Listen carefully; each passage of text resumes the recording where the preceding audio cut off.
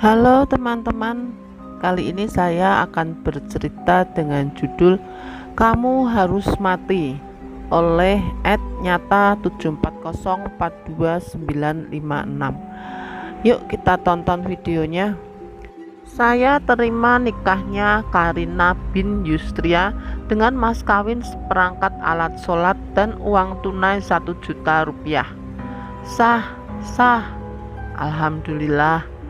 Riuh suara tamu undangan memberikan selamat kepadaku dan suamiku pada pagi hari itu. Oh ya, perkenalkan saya Karina Yustika, orang yang akan menjadi korban pesakitan dalam cerita kali ini. Hari ini saya dinikahi oleh seorang pria baik bernama Wanto. Walaupun ini bukan pernikahan pertama yang saya jalani, tapi rasa bahagia lebih bersinar di hati saya. Bagaimana tidak, di tengah status saya sebagai seorang janda beranak satu, masih ada pria yang mau menerima keadaan ini dan mau untuk menyayangi, menafkahi saya dan anak saya. Belum lagi perilaku Mas Wanto yang dapat dikategorikan pria alim yang selalu dekat dengan agama. Begitulah hati saya mendeskripsikan tentang dia. Ya, setidaknya pikiran itu terus terjaga sebelum saya mengetahui kebenaran kelam akan sisi lain Mas Wanto, sisi yang mengantarkan saya menuju pintu gerbang kesesatan. Selang seminggu dari pernikahan, Mas Wanto harus kembali ke Jakarta karena masa cutinya sudah habis. Untuk sementara aku dititipkan di rumah orang tuaku. Dia berjanji akan menjemput diriku beserta putri sematawayangku Lena di akhir bulan nanti. Sedikit kisah tentang pertemuan kami yang bisa dibilang seperti mie, sangat instan. Berawal dari sosmed kami berkenalan dan saling tukar nomor. Mas Wanto sendiri hanya 2 kali menemuiku, dan selebihnya hanya berkomunikasi via telepon.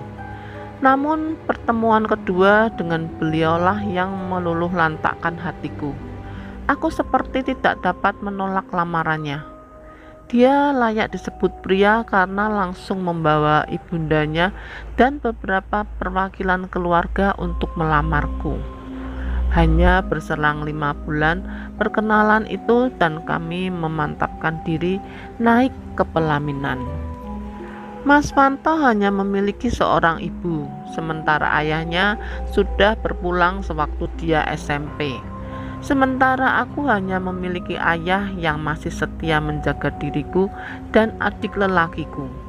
Ibundaku sudah lama berpulang, sesaat setelah melahirkan adik sematawayangku. Akhir bulan tiba, Mas Wanto datang memenuhi janji. Dibawanya kami pergi guna menempuh kehidupan baru. Rasa cintaku kian bertambah. Semula aku mengira akan tinggal bersama ibu mertua. Namun Mas Wanto rupanya sudah menyiapkan tempat untuk kami bernaung.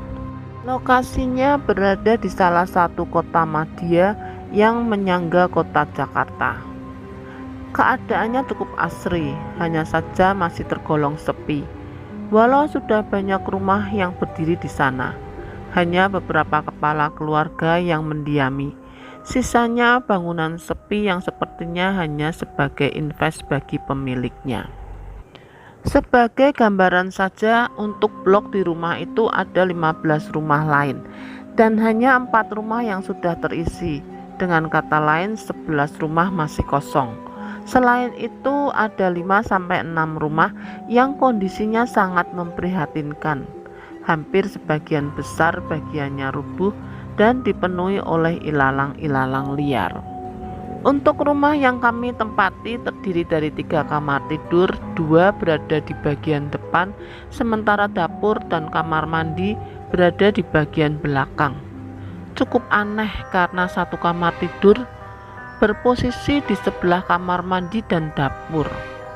Kamar itu terlihat penuh misteri, di mana bagian pintunya tergembok menggunakan rantai. Belum lagi posisi pintunya yang menghadap kamar mandi. Hal itu cukup membuat bulu kuduku merinding. Aku sempat menanyakan ke Mas Wanto perihal kamar itu, dan dia berkata dulu waktu bangun salah konsep, dan akhirnya menjadikan kamar itu sebagai gudang hingga saat ini. Dari penuturan Mas Wanto, aku juga mengetahui bahwasannya rumah itu sudah dari 5 tahun lalu dibeli olehnya. Dan lebih konyol lagi, Mas Wanto malah menggoda aku dengan menceritakan kisah horor yang sering terjadi di daerah itu. Aku sempat kesal melihat tawa Mas Wanto yang senang akan rasa takutku. Dia puas tertawa melihat betapa penakutnya diriku. Kehidupan kami berjalan mesra, selayaknya kehidupan pengantin baru yang lagi hangat-hangatnya. Mas Wanto juga memperlakukan Lena seperti anak kandungnya sendiri.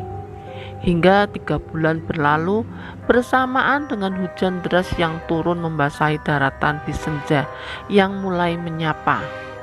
Jam sudah menunjukkan pukul 6, namun Mas Wanto belum tiba di rumah. Seperti biasa, kuhabiskan aktivitasku sebagaimana ibu rumah tangga lazimnya. Selang aku menidurkan Lena di kamar. Treng, treng, treng.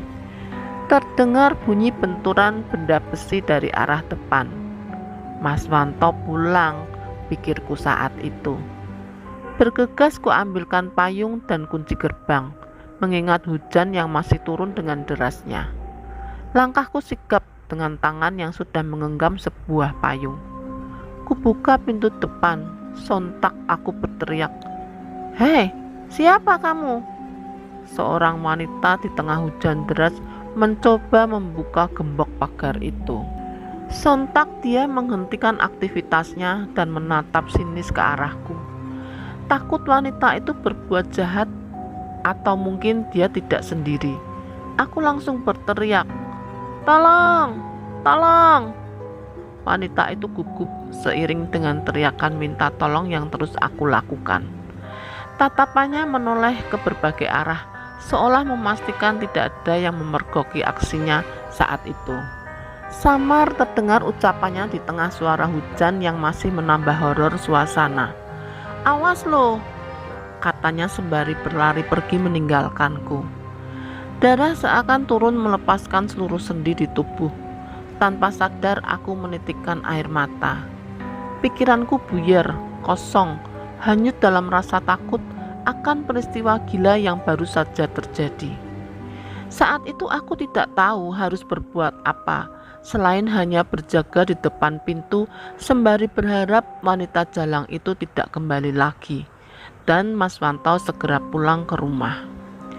Lama aku menanti, Mas Wanto tak kunjung kembali.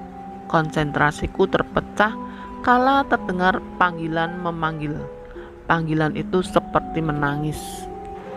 "Hehehehe, Bunda di mana?" "Iya nak, Bunda di depan," jawabku sembari bergegas masuk ke dalam rumah. Ku gendong Lena, berusaha menenangkan dirinya yang masih terisak tangis terbangun dari tidurnya. Lena sendiri saat ini sudah berusia 4 tahun. Ku bawa serta dia ke dapur untuk membuatkan susu sesuai keinginannya. "Sebentar ya sayang," kataku sembari meletakkannya di lantai tepat di sampingku. Tanganku mulai membuat susu. "Dor, dor, dor." Suara gedoran terdengar kencang, memaksa untuk mendobrak pintu. "Astagfirullah," spontan aku berkata. Aku lupa akan kejadian yang baru kualami, dan aku pun lupa untuk menutup pintu depan. "Siapa di dalam dah?"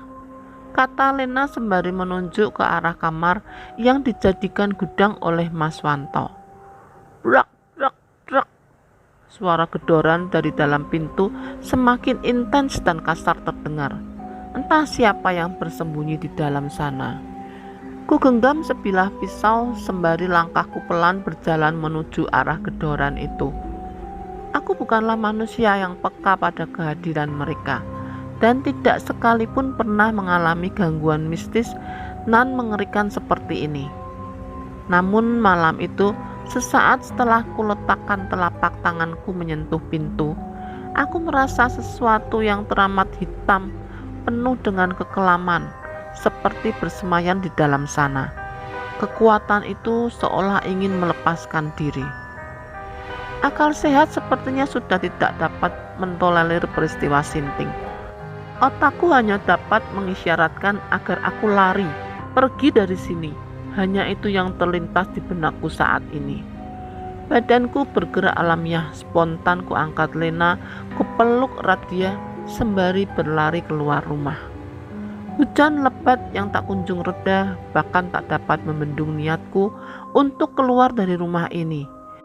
Dan hanya dalam sekejap baju kami sudah basah kuyup. Baru beberapa langkah kakiku berlari kecil keluar dari pagar rumah, dua tangan dengan sigap menangkap tubuhku. "Kamu mau kemana hujan-hujanan, Dek?" kata pria yang tak lain adalah Mas Wanto. Takut Mas, aku takut," kataku singkat padanya. Diambilnya Lena dari pelukanku, sembari memegang tanganku, dibawanya kami kembali ke dalam rumah biadab itu. Kuceritakan kejadian itu kepada Mas Wanto, terutama tentang wanita sinting yang mencoba masuk ke rumah. Anehnya, Mas Wanto hanya menunjukkan ekspresi datar akan peristiwa itu. "Oh, dia kesini tadi," katanya kepadaku dengan enteng. Emosiku kian memuncak saat kukatakan tentang gedoran di kamar belakang. Mas Wanto hanya berkata, "Lupakan, kamu itu kecapean." Aku sempat marah akan sikapnya. Pertengkaran kecil terjadi tatkala kupaksa dia untuk memberitahu tentang wanita itu dan kenapa kamar itu dikunci. Namun bukan jawaban yang kuterima. Kali pertama kurasakan sisi lain dari Mas Wanto. Dia memarahiku, perkataannya sungguh sangat kasar dan mulai menunjukkan watak aslinya. "Bukan urusanmu, kalau kamu masih mau tahu, mending kita cerai," bentaknya kepadaku. Rentetan petaka mulai silih berdatangan setelah dari kejadian itu. Hampir setiap hari pintu kamar belakang menunjukkan eksistensinya. Acap kali juga aku mendengar suara genteng yang berbunyi preng, preng, preng, seperti ada seseorang yang sedang berjalan di atasnya. Pernah sekali ku coba memberanikan diri melihat apa yang ada di atas sana. Ku berdiri di depan rumah sembari menyenteri ke arah atap rumah. Tak khayal bulu kuduku naik, wajahku memucat. Kala cahaya dari senter itu seperti menyorot sosok makhluk besar sedang berdiri di atas sana. Di lain waktu, suara itu tak hanya seperti orang berjalan, tetapi lebih ke suara seperti jatuhan atau lemparan pasir yang menyentuh genting. Suara itu acap kali terdengar bila senja mulai menyapa, dan kalian sudah paham kan? Walau aku tidak memahami dunia klinik, namun sudah menjadi rahasia umum di kampung halamanku bahwasanya adanya suara seperti lemparan pasir atau tanah yang sering terdengar di atap rumah merupakan petanda teluh yang sedang dikirimkan seseorang. Beberapa kali ku sampaikan hal itu secara halus dan sopan kepada Mas Manto, tapi Mas Manto tidak menggubris, malah mengatakan aku sudah gila. Hal ini juga yang membuat hubungan rumah tangga kami kian menjadi panas hari lepas hari. Perubahan sikap drastis Mas Manto untungnya tidak merambat ke Lena. Sekalipun sikapnya dingin padaku, namun dia masih memperlakukan Lena layaknya darah dagingnya sendiri. Di kisah lainnya, aku hampir saja kehilangan Lena. Seminggu lamanya Lena mengalami demam yang tak lazim. Awalnya kami mengira Lena terkena DBD, karena hanya di waktu malam saja dia mengalami demam. Kami sudah membawa berobat, malah Lena sempat dirawat inap. Lena sempat terlihat membaik pasca kepulangannya dari rumah sakit. Namun semenjak saat itu Lena mulai bertingkah aneh, di mana sering kupergoki dia berbicara sendiri dan bila malam tiba dia kembali demam. mulutnya mengerang seperti menahan rasa sakit. Akit, tolong Enanda. Sakitnya Lena tidak sepenuhnya membawa bencana. Layaknya seorang ayah, Mas Wanto sigap merawat Lena. Malah bisa dikatakan sikapnya melunak padaku. Dan kami bahu-membahu dalam merawat Lena. Dengan kata lain, hubungan kami sedang di ujung tanduk dapat berangsur membaik. Mas Wanto yang sebelumnya malas untuk membicarakan hal-hal mistis, malah meminta izin padaku untuk membawa Lena menemui salah seorang ustadz di daerah itu. Malam itu juga kami membawa Lena menjumpai ustadz itu. Sebut saja namanya Malik. Mas Wanto menjelaskan maksud dan tujuan kami menjumpai Ustadz Malik secara detail, termasuk hal-hal ganjil yang terjadi kepada kami. Singkat cerita, Lena dibawa masuk ke dalam salah satu ruangan yang ada di rumah Ustadz Malik. Ustadz Malik hanya membolehkan pria saja yang masuk untuk menemani Lena. Alhasil aku hanya menunggu mereka di teras depan dengan ditemani oleh Ibu Marni, istri dari Ustadz Malik. Lama menanti, Mas Wanto akhirnya keluar bersama Ustadz Malik. Aku yang sedari tadi khawatir akan keadaan Lena langsung melayangkan pertanyaan ke Mas Wanto. Lena bagaimana, Mas? Mas Wanto mengangkat tangannya sembari memberikan isyarat agar aku tidak bertanya dulu kepada dia atau kepada Ustadz Malik. Mereka duduk di tempat yang berbeda. Saat itu sudah tengah malam dan aku pun sudah ditinggal oleh Bu Marni. Dengan nada bicara yang bisa dikatakan pelan, kulihat mereka serius berbicara. Ustadz Malik tampak memberikan wejangan. Tak lama berselang, Ustadz Malik berdiri dan masuk ke dalam rumah. Kesempatan itu langsung kugunakan untuk memberondong Mas Wanto dengan pertanyaan yang sama. Mas Wanto hanya berkata singkat, nanti kujelaskan di rumah. Ustadz Malik kembali keluar dengan membawakan sebotol air. Diberikannya botol itu ke Mas Wanto dan setelah menerima botol itu, Mas Wanto pun berpamitan pulang. Loh, Lena bagaimana? Tanyaku kepada mereka. Biar Lena istirahat di sini, besok kalian jemput dia, kata Ustadz Malik menjawab pertanyaanku. Dek, nanti sampai rumah kamu harus kemas keperluan kita ya. Besok Mas antar kamu dan Lena pulang dulu ke rumah Bapak, kata Mas Wanto kepadaku.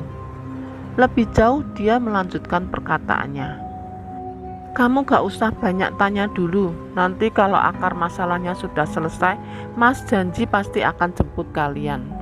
Sesampainya di rumah, aku tidak mau berdebat dan hanya menuruti apa yang sudah diamanahkan Mas Wanto. Kuambil beberapa potong baju dan mulai menatanya di tas yang akan kami bawa pulang. Tidak ada pembicaraan lanjutan pada malam itu. Terlebih Mas Wanto langsung terkapar di ranjang. Raut lelah terpampang di wajahnya. Kucium keningnya. Terima kasih untuk semuanya ya Mas, kataku padanya. Tepat di jam 8 pagi kami sudah menyatroni rumah Ustadz Malik. Tanpa banyak berbasa-basi kami langsung membawa Lena dan berpamitan kepada beliau. Mas Wanto turut serta mengantarkan kami kembali. Selama di perjalanan dia mulai menjelaskan apa yang sebenarnya terjadi. Teluh, katanya padaku. Dituturkannya apa yang disampaikan Ustadz Malik, bahwasanya saat ini ada orang yang tidak suka dengan kami dan mengirimkan teluh kepada keluarga kecil kami. Aku syok mendengar penjelasan Mas Wanto. Sempat kutanya, apa wanita Sinting itu ada hubungannya dengan semua ini? Mas Wanto tampak diam sejenak. Tidak baik berprasangka buruk, jawabnya padaku. Mas Wanto mengatakan wanita itu memiliki kelainan alias orang gila dan merupakan warga sekitar kampung. Cukup aneh mendengar penuturan Mas Wanto. Belum lagi saat aku menanya soal kamar dan kejadian yang kualami. Hanya gudang biasa, tak ada apa-apa. Dia memperbolehkan aku melihatnya apabila masalah ini sudah terselesaikan. Perihal kejadian mistis yang kamu alami, walahu alam, hanya Tuhan yang maha mengetahui, katanya kembali melanjutkan percakapan kami. Matahari yang bersinar mundur terganti pekatnya malam. Kabut sesekali tampak menghalangi perjalanan. Di bangku belakang kulihat Lena tertidur pulas. Dia tampak baikan, tak terdengar lagi suara mengerang kesakitan dari mulutnya seperti beberapa hari lalu.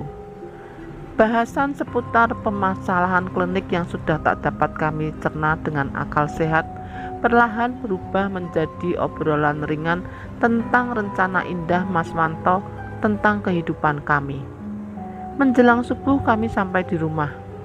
Kehadiran kami yang tiba-tiba membuat bapak dan adikku kaget. Belum lagi tradisi masyarakat kampung. Bila ada yang kembali, maka warga lain juga akan datang bertamu. Seperti saat itu, beberapa warga yang masih berjaga di pos ronda datang ke rumah, menyalami kami dan menanyakan perihal kepulangan kami yang dadakan. Mas Wanto menjawab singkat, "Biar surprise, Pak," jawabnya kepada Ayanda dan beberapa warga yang ada di sana. Aku tidak menyalahkan Mas Wanto. Mungkin dalam hatinya tidak mau permasalahan ini menjadi besar, yang mungkin bisa menjadi aib bagi keluarga kecil kami. Mas Wanto hanya 2 hari menginap di rumah. Perkataannya seolah membuat aku dejavu. Dia berjanji akan kembali menjemput kami, tapi kali ini tidak ada kata akhir bulan. "Setelah semua normal nanti Mas jemput ya," katanya padaku. Malam sebelum Mas Wanto berencana pulang, keganjilan serta firasat tidak menyenangkan hadir dalam pikiranku. Bagaimana tidak? Sedari maghrib menjelang, wajahnya terlihat pucat. Dia seperti linglung, matanya jelalatan menilik ke berbagai arah. Keringat dingin mengucur di dahinya. "Kamu kenapa, Mas?" sempatku bertanya. Enggak apa-apa, Dek," jawabnya seperti orang yang tidak fokus. Sebotol air pemberian Ustadz Malik diberikan Mas Wanto kepadaku sebelum kepulangannya di pagi itu. "Kalau Lena kambuh lagi, minumkan air ini ya, Dek. Ingat kalau penyakitnya kambuh saja," pesannya kepadaku. Berat bagiku melepas kepergiannya, apalagi mengingat akar permasalahan ini baru memasuki babak baru. Sebentar kupeluk dia, mencoba menenangkan hatiku. "Jaga diri ya, Mas," kataku kepadanya. Beberapa hari berselang, keadaan berlangsung membaik. Lena tidak lagi memunculkan gelagat aneh. Komunikasiku dengan Mas Wanto pun berjalan lancar. Untuk keadaan rumah berangsur kondusif. Ustadz Malik yang diundang ke rumah berhasil menemukan tempat di mana teluh itu ditanam. Benda berbentuk seperti boneka terbungkus kain putih. Terdapat tusukan menggunakan jarum hampir di seluruh bagian, yang disematkan dengan tanah dan tetesan darah. Begitulah penuturan Mas Wanto kepadaku. Malah Mas Wanto juga sudah mengisyaratkan akan menjemputku dalam kurun 1-2 minggu ke depan, ketika kerjaannya lenggang. Baru seminggu informasi itu kuterima, kabar baik seketika berubah tragis. 3 hari lamanya aku lost kontak dengan Mas Wanto. Nomornya mati dan tak ada kabar sama sekali. Terlihat tidak sopan, kuberanikan diri menghubungi ibu mertua guna mendapatkan kabar Mas Wanto. Firasatku semakin tidak karuan kala ku dengar bahwasannya Mas Wanto sendiri sudah 3 minggu tidak berkunjung atau menghubungi beliau. Dengan berat hati ku titipkan Lena ke ayah kandungnya, mengingat di rumah hanya ada bapak yang harus bekerja, sementara adikku masih bersekolah. Keputusan yang berat yang di kemudian hari nanti menjadi penyesalan terberat di hidupku. Bermodalkan uang seadanya, aku nekat kembali ke Jakarta guna mencari tahu apa yang terjadi dengan Mas Wanto. Jalan nekat yang kupilih merupakan keputusan tepat. Bila mana aku tidak kembali ke Jakarta, mungkin Mas Wanto hanya tinggal kenangan. Kudapati Mas Wanto tergeletak lemah di salah satu kamar. Tubuhnya kering dengan wajah pucat. Dia terkulai lemas tak berdaya. Pelipis matanya tampak menghitam. Belum lagi sekujur tubuhnya memar berwarna biru lebam. Di bagian bawah pahanya basah, terciprat kotoran yang mulai mengering. Bahkan kotoran itu tercecer hampir di seluruh bagian bawah kasur.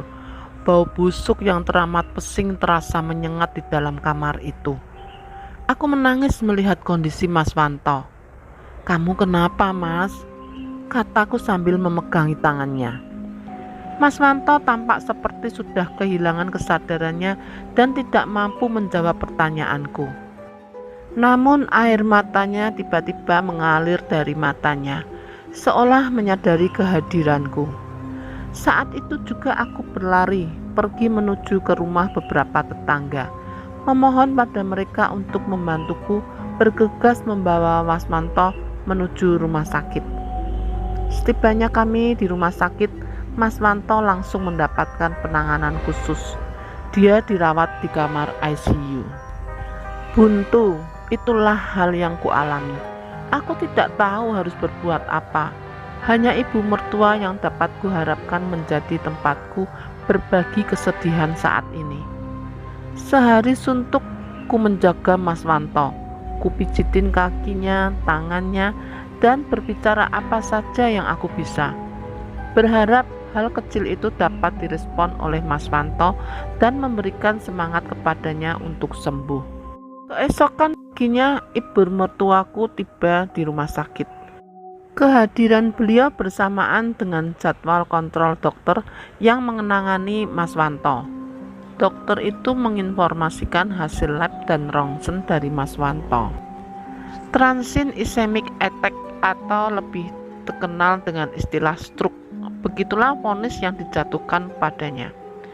"Bu, suami ibu terkena stroke ringan dan ada kemungkinan sementara waktu ini beliau akan lumpuh. Saat ini kita sama-sama berdoa agar pasien cepat diberikan kesembuhan," terang dokter itu secara detail kepada kami. Tak hayal penjelasan itu hanya kami balas dengan isak tangis. Ku coba tegar, menenangkan ibu mertua yang sepertinya tidak dapat membendung perasaannya lagi. Ku peluk dia. "Sabar, Bu, Mas Wanto pasti sembuh," kataku menenangkan, walau sebenarnya aku jauh lebih terpukul. Sekitar jam 11 kurang, aku meminta izin untuk meninggalkan mereka berdua.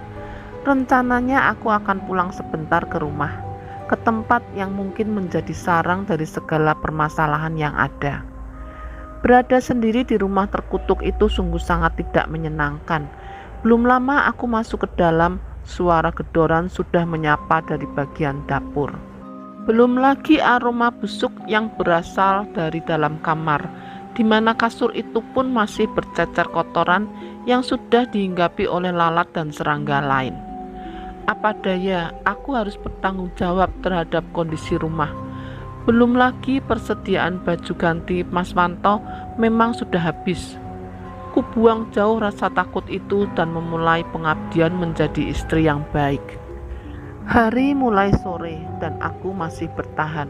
Beragam pekerjaan masih menumpuk, seolah menunggu untuk dieksekusi. Tenaga ekstra ku kerahkan dengan harapan sebelum senja aku sudah menyelesaikan semuanya dan bisa bergegas kembali ke rumah sakit.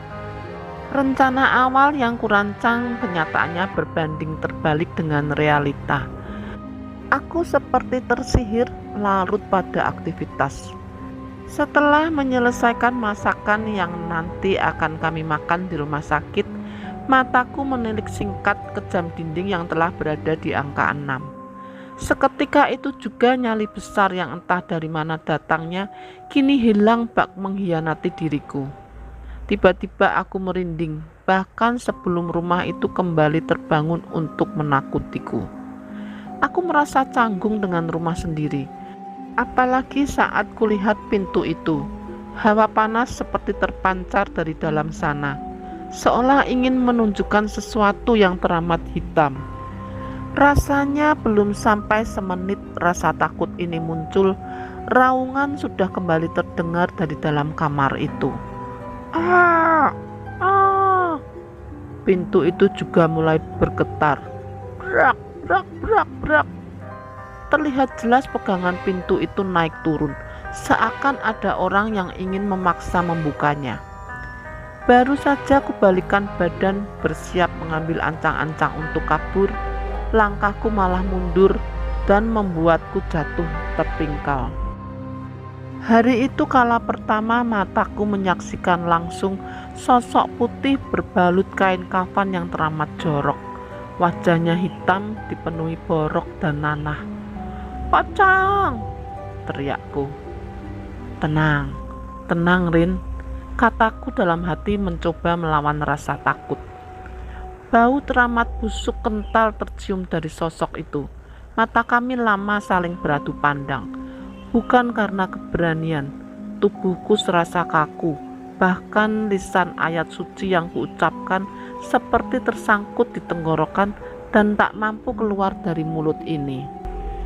Belum juga sosok pocong itu musnah dari hadapanku, kini kurasakan sepasang tangan menyentuh leherku. Entah siapa sosok yang ada di sana. Tangan itu merambat pelan sebelum akhirnya mengencangkan cengkeramannya. Napasku terengah menahan rasa sesak dan sakit atas cekikan itu. Sosok itu menempelkan kepalanya tepat di telingaku, sembari tertawa bahagia atas rasa sakit yang kurasakan. Sayup dia berbisik kepadaku, "Kamu harus mati." Suara azan Isya mulai berkumandang. Seketika itu juga kedua sosok gaib itu musnah. Astagfirullah, astagfirullah. Lisanku tak berhenti mengucap. Aku berterima kasih atas perlindungan yang masih diberikan padaku. Segera aku berdiri mengambil perlengkapan yang akan kubawa ke rumah sakit. Langkahku sigap mematikan semua listrik dan langsung mengunci rumah, sambil menunggu ojek online yang telah kupesan. Sengaja aku menyamperi salah satu tetangga dengan alasan menitipkan kunci. Padahal justru aku sudah tidak memiliki keberanian walau hanya berdiri di depan gerbang rumah itu. 10 menit berselang ojek pesananku telah datang dan kami langsung menuju ke rumah sakit. Sebelum keluar dari komplek menuju ke arah jalan raya, pandanganku tidak sengaja menatap sosok seorang wanita. Dia berdiri pas di samping gapura komplek. Bulu kuduku merinding kala kusadari sosok wanita itu merupakan perempuan sinting yang dulu pernah menggedor gerbang rumah. Sekilas kulihat dia tersenyum padaku dan tatapan matanya tajam mengikuti arah lajur kendaraan kami. Tatapan yang penuh dengan dendam, itulah yang kurasa kala menatap wajahnya. Suara langkah menggema di sepinya malam. Seorang wanita berjalan menelusuri lorong panjang yang akan mengantarkannya ke bangsal, tempat bagi mereka para penginap. Mata yang tajam menatap lurus ke ujung lorong itu. Tangannya terlihat penuh menenteng beberapa tas. Dia berjalan agak sedikit berlari, melangkah cepat menelusuri lorong yang sedari tadi ingin menelannya dalam kesesatan. Sesaat berlalu dia merasa tenang karena sudah berada di depan pintu tempat di mana suaminya sedang dirawat. "Assalamualaikum," kata wanita yang bernama Karina itu masuk ke dalam ruangan. "Maaf Bu, aku telat," kataku kepada ibu mertua yang masih setia menemani Mas Wanto di sana. "Kamu ngapain aja? Kok lama? Ibu jadi khawatir," balasnya. Raut wajah wanita tua itu sangat memelas, terlihat lelah. Engganku ceritakan apa yang terjadi hari ini, mengingat kondisi Mas Wanto yang belum membaik. Tak ingin ku menambah beban pikiran di antara kami pada malam ini. "Bersihin rumah Bu, sama buatin makanan." Ku gelar tikar kecil dan langsung kusajikan masakan yang telah kupersiapkan. "Ibu makan dulu ya, terus istirahat, biar saya yang jaga Mas Wanto, seruku padanya. Tiada bantahan, ibu terlihat lahap memakan masakanku. Tak lama berselang, ibu mertuaku terlihat sudah tertidur, hanya beralaskan tikar tipis. Ruangan ini bukan ruangan VIP, ada 2 kasur lain yang menganggur. Sempat ku meminta agar beliau tidur di salah satu kasur itu, namun ditolak olehnya. Sejenak aku memijitin Mas Wanto, sembari membacakan doa. Dan tak lama berselang, mataku pun sudah tak dapat menahan rasa kantuk. Belum lagi rasa nyeri masih terasa di leherku. Ada bekas biru memar menjadi saksi perlakuan jahanam yang tadi ku alami. Karena tidak enak dengan ibu, kuurungkan niat untuk tidur di ranjang kosong yang ada. Ku gelar tikar di samping beliau dan turut serta tidur di situ. Bayangan Fata Morgana hadir saat aku mulai merebahkan badan. Bak dongeng pengantar tidur, aku bergidik saat mengingat bagaimana pocong itu menampakkan diri. Belum lagi sosok biadab yang berusaha membunuhku. Ku ingat juga saat aku berlari di lorong rumah sakit ini. Aku merasa mereka mengikuti aku, seperti ada mata yang terus mengikuti setiap gerak-geriku. Dan dalam Fata Morgana itu juga mataku mulai tertutup, terasa lelah akan semua ini. Tok, tok, tok, samar suara ketukan pintu membangunkanku dari tidur. Tok, tok, tok, ketukan itu kembali berbunyi. Kubuka mata dari tidur singkat yang baru kujalani. Aku tidak langsung berdiri ke arah pintu. Rasa kantuk yang teramat sangat membuat aku masih duduk sembari mengumpulkan nyawa untuk beranjak ke arah suara. Baru juga aku mau berdiri, ibu mertua menangkap cepat tanganku. Dia menatapku dengan serius. Ibu juga dengar, katanya, sembari menarik dan meyakinkan aku agar kembali dalam posisi tidur. Lebih baik kita biarkan suara itu, pungkasnya lagi. Cukup lama aku terdiam, bingung akan perkataan ibu. Sebelum aku menyadari bahwasannya sesuatu yang konyol ketika ada orang yang berkunjung di tengah malam. Sekalipun itu petugas medis, tentunya dia akan masuk cukup dengan 1 atau 2 kali ketukan.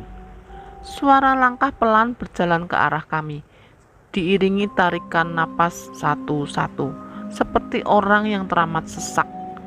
Mataku sedikit menoleh ke sumber suara. Samar bayang sosok itu sudah berdiri di tengah posisiku dan ranjang Mas Wanto. Bayangannya terlihat besar menutupi tubuh kami yang berada di lantai. Dari dinding kulihat bentuk wujudnya yang tak lazim. Kakinya lurus menyatu dengan bagian badan layaknya manusia. Seketika jemari ibu terasa kencang memegang tanganku, seperti memberitahu dia lebih memahami sosok apa yang bertamu malam itu.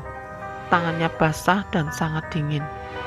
Pelan ku berbisik, "Ibu sakit," yang hanya dijawab olehnya dengan isyarat menempelkan tangannya di mulut. "Shh." Dahinya mengkerut, memaksa matanya agar tetap tertutup. Pagi tiba dan kami terbangun dengan perasaan yang tidak nyaman. Belum juga aku sempat menghirup udara pagi, ibu sudah menyodorkan berjuta pertanyaan padaku. "Apa yang sebenarnya terjadi dengan kalian?" tanyanya. Singkat cerita, aku menjelaskan segala kejadian mistis yang menimpa rumah tangga kami. Kumulai dari keganjilan yang ada di rumah itu, sakitnya Lena dan Ustadz Malik. "Benar, kenapa aku sangat lupa?" "Ustadz Malik, Bu," kataku spontan yang membuat wajah beliau semakin heran. Kubongkar tas yang kubawa. Tak kuhiraukan pertanyaan ibu yang masih terlihat bingung. Tanganku sibuk mencari HP Mas Wanto. Kucas HP itu, jemariku langsung menekan tombol on. Saat itu juga aku mencari nama Ustadz Malik di kontak HP Mas Wanto. Kutelpon beliau dan memohon kesediaannya agar dapat berkunjung melihat keadaan Mas Wanto. Semenjak kejadian biadab yang kami alami, jujur aku tidak yakin penyakit Mas Wanto alamiah terjadi. Aku berpikir dia terkena teluh. Alhamdulillah, Ustadz Malik sudi untuk menjenguk Mas Wanto dan dia berjanji akan sesegera mungkin berkunjung. Selang urusanku dengan Ustadz Malik selesai, aku kembali melanjutkan cerita kepada ibu dan menjelaskan segalanya, termasuk kepulangan kami ke kampung halamanku.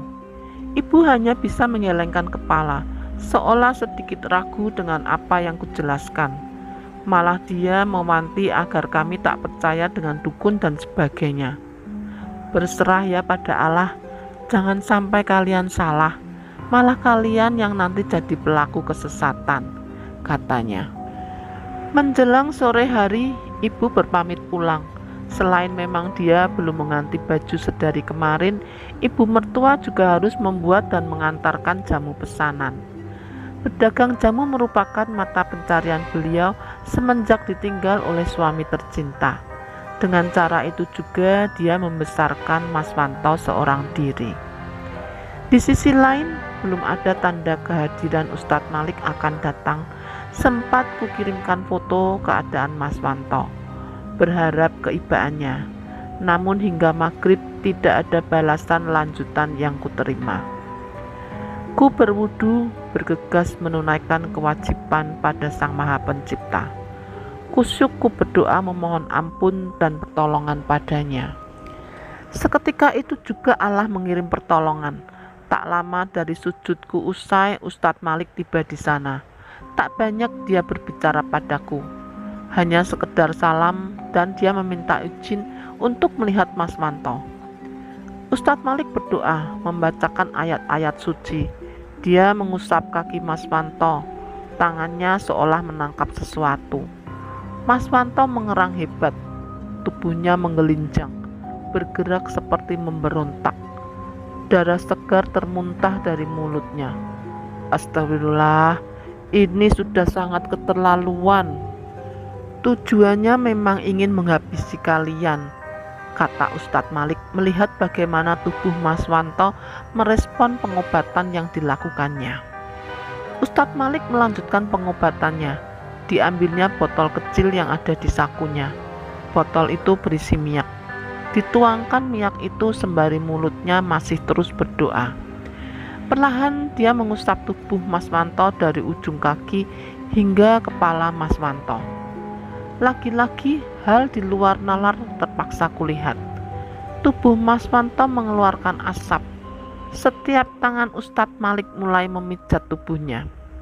Baju putih Ustadz Malik tampak ternoda dengan sedikit darah yang menetes dari telapak tangannya. Bantal yang digunakan Mas Wanto pun tak lagi berwarna putih.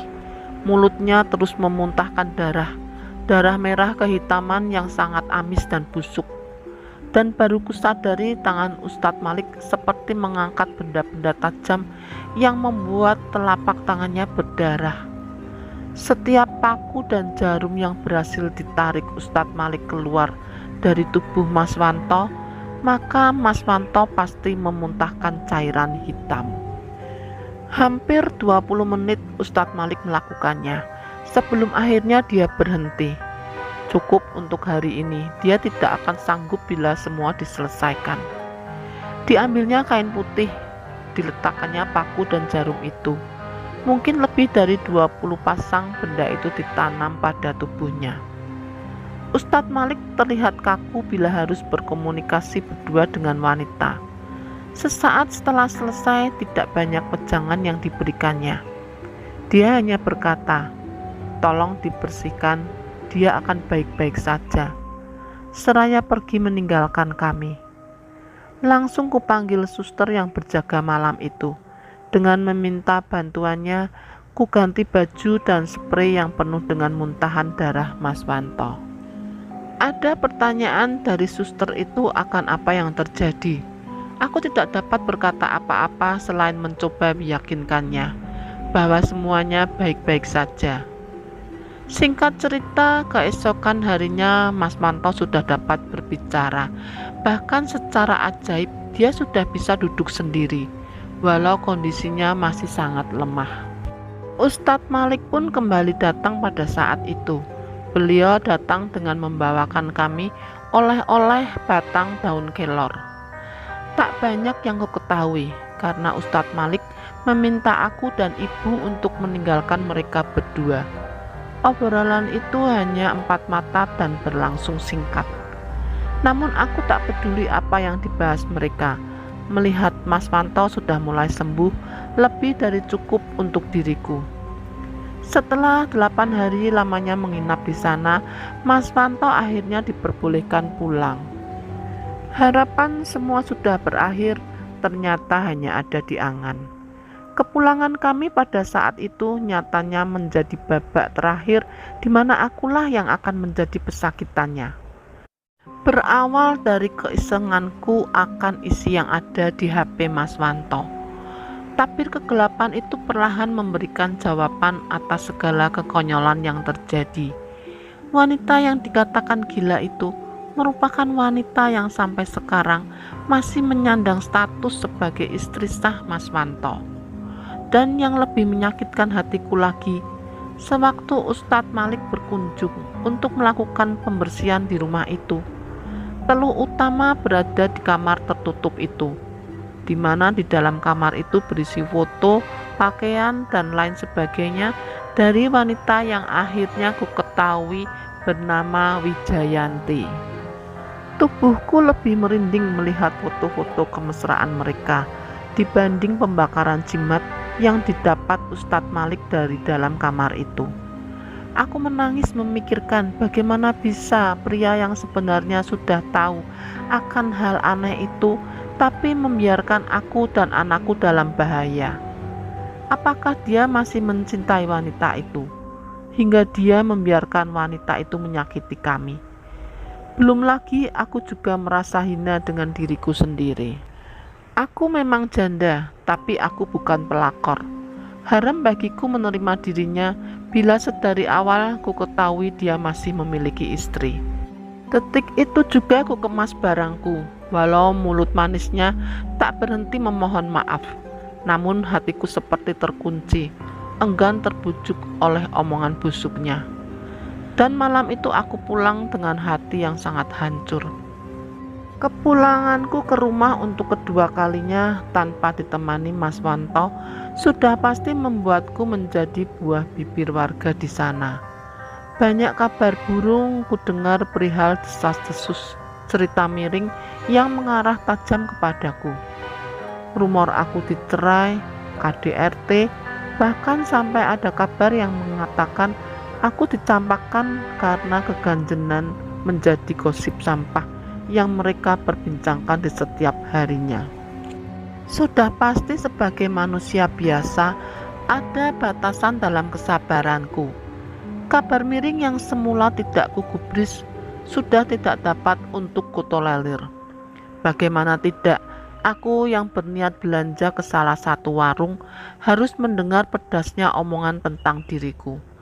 Mereka tidak lagi berbicara di belakang.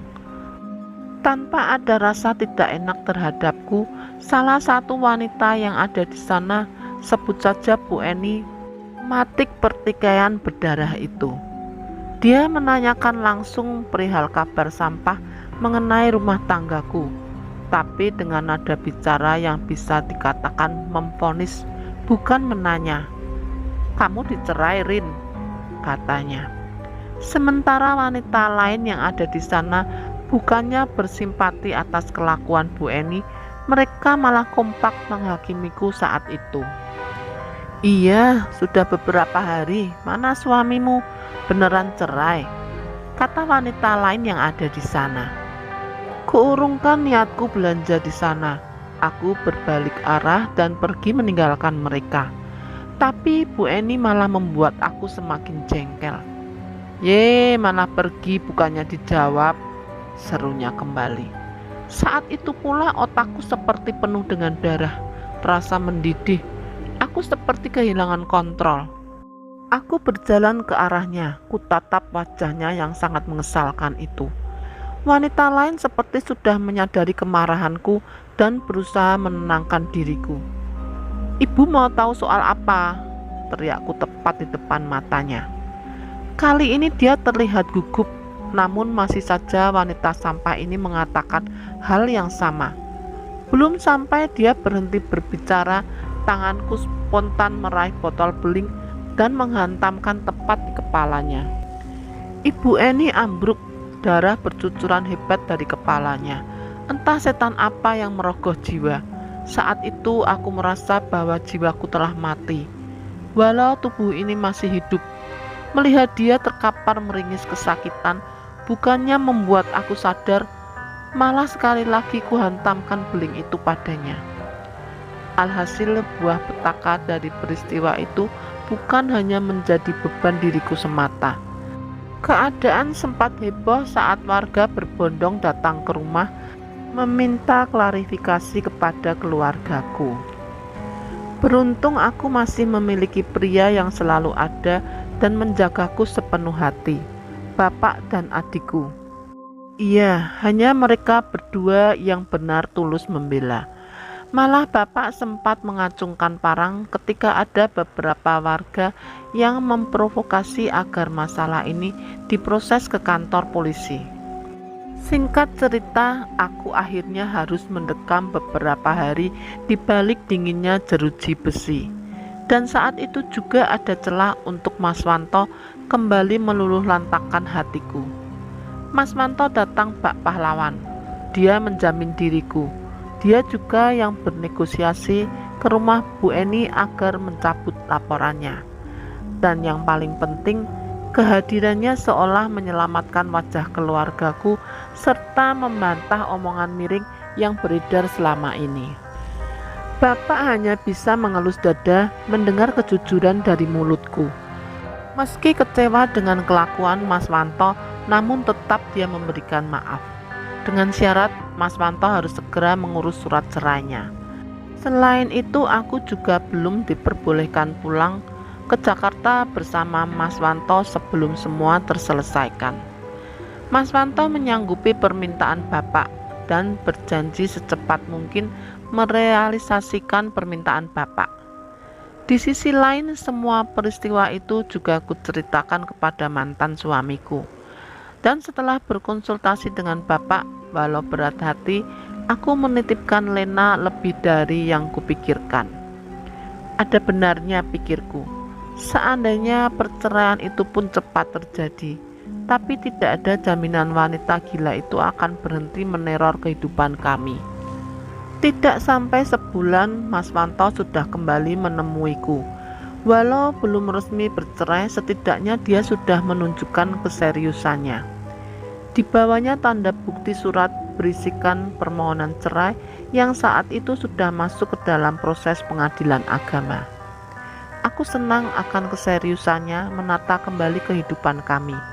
Hal itu yang membuatku memohon kepada Bapak agar diberikan izin ikut kembali ke Jakarta bersama Mas Wanto.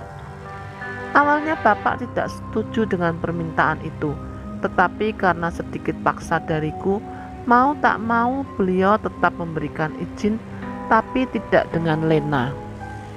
Biar Lena tetap dengan bapaknya sampai semua selesai, seru Bapak kepada kami. Kehidupan rumah tangga kami kembali hangat. Butiran cinta tumbuh subur berbalut tali kasih yang dibangun oleh ikatan yang dinamakan kepercayaan. Kisah horor berganti dengan cerita kolor layaknya pasangan baru yang lagi kasmaran. Kamar belakang sudah kosong. Dari info Mas Wanto, barang yang ada di ruangan itu sudah diberikan kembali kepada yang empunya. Fotonya, Mas? Aku bakar, katanya sembari menggodaku. 1 bulan berlalu, Mas Wanto pun sah bercerai. Kami juga sudah berencana kembali pulang untuk menjemput Lena guna berkumpul kembali bersama kami. Dan belum lagi aku juga mempunyai kado spesial buat Mas Wanto. Pasti dia akan bahagia melihat 2 garis merah ini, pikirku. Malam itu seperti biasa. Sepulang Mas Wanto kerja, aku sudah menyiapkan makan malam. Kupijat badannya. Mas, aku telat, bisikku padanya. Hah? Yakin kamu, Dek? Tanyanya padaku. Kutunjukkan hasil tesku padanya. Ini loh Mas, kataku. Garis 2. Aneh, tidak ada raut wajah bahagia. Dia sangat datar, senyumnya pun seperti dipaksa, seolah tidak suka dengan perkataanku. Dan semenjak itu aku seperti mengulangi kisah yang sama. Sikap Mas Wanto kembali beringas. Rumah ini kembali panas. Hampir setiap hari kami bertengkar, malah lebih parah dari kejadian terdahulu. Mas Wanto tak segan main tangan bila kami sedang bertengkar. Menjelang usai kandunganku 4 bulan, kehidupanku semakin tidak berarti. Belum lagi suara lemparan pasir atau tanah kembali terdengar di setiap malam.